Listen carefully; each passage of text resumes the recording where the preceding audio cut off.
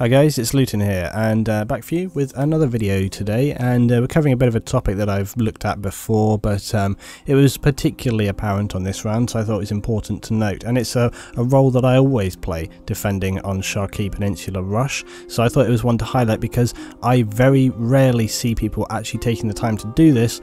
Please let me know if you do. I'm sure there are people that do this, but I rarely see it happening.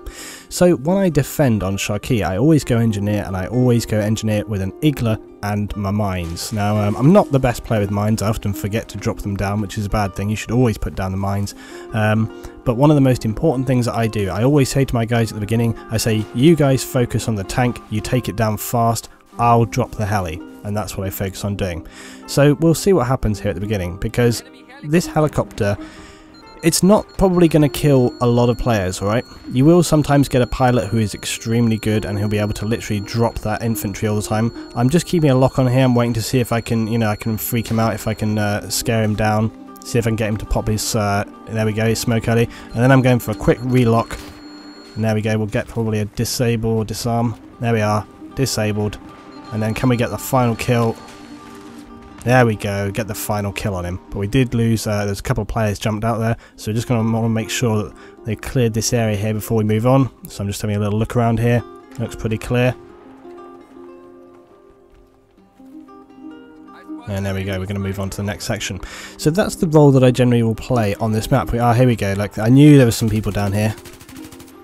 The same guys from the helicopter, one of them obviously parachuted out and then he's moved up over to this area, so we're just trying to kind of mark and keep these targets down.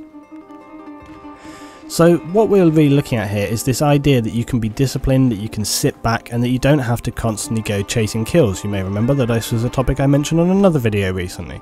The idea that you don't always have to go running up and constantly chasing kills all of the time. You can sit back and be disciplined. The other thing is that it's actually really good to do this. I have made a video a very long time ago. In fact, I made a video before Battlefield 3 even came out, and I'll link that one throughout to give you guys a little idea of what I'm talking about.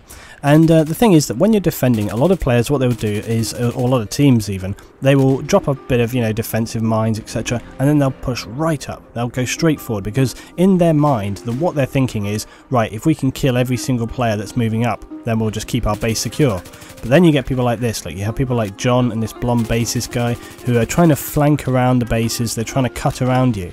And if everyone's attention is so heavily pushed onto the front of the base, that those are the players that are going to cause you the problem. Because what will happen is they will just flank around, and you need to have some people back here that are going to be able to get back onto those bases quickly enough to react to things.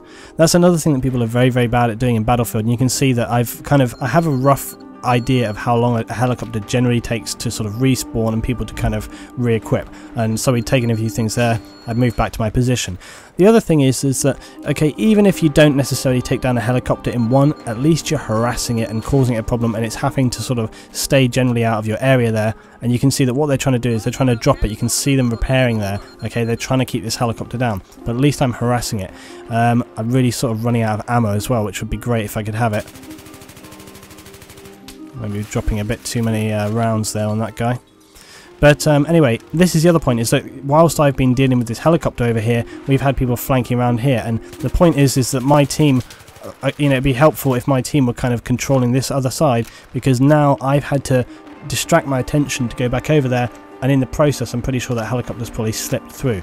And this is the thing, this is always the thing in games, is that if your team doesn't support people who are playing a specific role, then all of a sudden, before you know it, things can get out of control. And now I've had to come off of what I was doing to sort of help with other things. Got the stupid MAV in the air here. That's never going to help out anyone, so I'm going to drop that down. Running out of ammo badly here, I really do need some. And you can see that yet again, look, we've got another 3 people, the same guys coming up here on the left hand side, and it's really, really important that our team are aware of this and that they deal with this. And one of the strongest things that people will do in Battlefield is flank. People will flank, flank, flank, flank, flank all the time. And there we go, look, B has now been armed.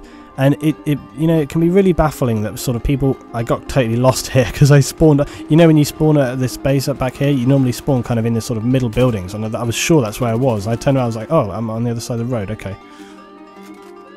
And of course, let's see what happens here. Do we get this disarmed? Amazing, we do get it disarmed. and so I'm going back to helicopter duty. And this is the thing, is that as you might have noticed, I really have not really got many kills in this round so far. I'm not really interested in kills. The only thing I'm interested in doing is keeping that helicopter suppressed, or at least harassed, so that my team can focus on, you know, the rest of the gameplay without worrying about helicopter dropping people off constantly at the back of the map. And this is something that doesn't happen particularly often, but if you want to be successful, you want to win, it's something that's pretty necessary, because you can see that they're all hanging around here now. This is the thing, once people get into the back of the base as well, it's very difficult often to kind of dig them out of there. They'll have a recon point down, they'll spawn, and if you've got a determined team, and this is why it's important to learn from your team, learn what's happening in the game. If a group of players, and look, they've armed it again, so they're clearly in this area. It's important for me to stay on this heli right now, because if the helicopter comes in on top of B there, you know, we're going to have real problems. So we need to try and keep this thing down and reinforce the position. Unfortunately, it seems that the rest of my team are really not sort of making any kind of real strong progress to disarm that. I've managed to take down the helicopter again.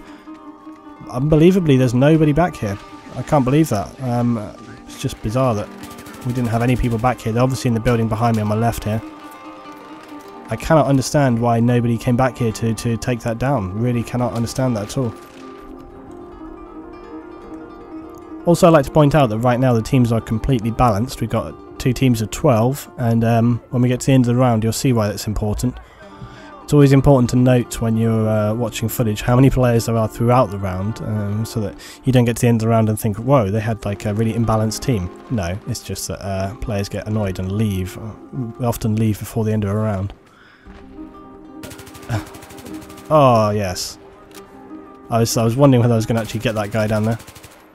So again, why have I not pushed down to A? Well, because this whole area here is still a threat. The helicopter can still come in around the back, and the helicopter can flank us from behind, as well as we clearly had these 2 players in here, and it's important that we deal with them as well.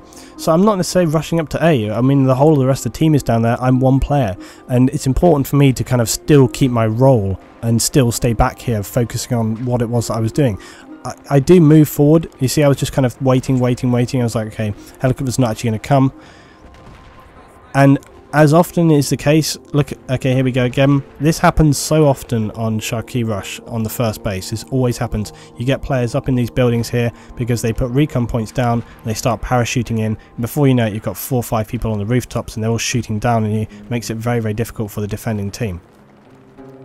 The other thing is that I am actually staying in communication, so whilst it may appear that I'm kind of back here by myself just doing whatever, you will notice that Traeger is speaking and Kobe is speaking, and I'm kind of aware of what is going on, and if need be I will move down there, but they're quite happy for me to sort of stay back here right now. The charge is being armed, which I have to say is slightly worrying, but again, as I say, the importance of taking out this helicopter should not be underestimated, because it can come in, it can do a flying run, they can put tons of minigun fire straight down onto the MCOM there, and again, look at this. There we are, took those guys down before they could even get into the base here. And it's important that we do this because, you know, once the helicopter is there, the helicopter can just be spawning players. They can be parachuting down straight onto the MCOM. They can be dropping grenades, RPGs, whatever you want to. They can be dropping it down onto there. So it's a really dangerous thing that we need to take out, and it's worthwhile having at least 1 person spend some time focusing on that. The rest of my guys are dealing with the tank well, and they're generally controlling the area around A pretty well. But when it comes to learning from the enemy, as I say, there was that whole squad of guys, the 4 guys who were trying to constantly flank to B. Now, when we originally saw that they were flanking to us at the very, very beginning there was 4 guys who were clearly, they were kind of, you know, going right on the border of the safe zone around the cliff edge here so that they could try and be hidden to get into the base. We were marking those targets up and taking them out. But the fact that they tried it on once should have been a note to my team that they would try it again, and my team unfortunately did not do that. They did not keep enough people back here with me. It should have been apparent that, as I say, when it happened the first time, we should have realised that at least 1 or 2 of those guys would try and do it again. Unfortunately, they kind of didn't, and that really was a bit of a downfall for us. Also, I kind of simply assumed that with only 2 or 3 players probably having armed it, I did not think it was going to be that difficult for the rest of my team to disarm it, and I was, as we saw, trying to prevent the helicopter from coming back in. I'm just 1 player, and I was just doing that. I thought that just me not going for that MCOM, I did not really realise that they were not going to get that. Had I realised that, I probably would have done, but hindsight is a fantastic thing. can see the helicopter's coming back in again, and I'm still going to be focusing on taking the helicopter down. And I'm sure that you guys have been in games. I've got games where I can give as an illustration where the helicopter has really dominated and caused a really big problem for players, and we can see it's come right round on the flank here. I'm going to try and hopefully we'll get another hit on this one. Oh, and I got mortared finally. That's unusual. I rarely get killed by mortars. I don't even remember getting killed by a mortar in this round. I still managed to disable the helicopter though, so good job on that one.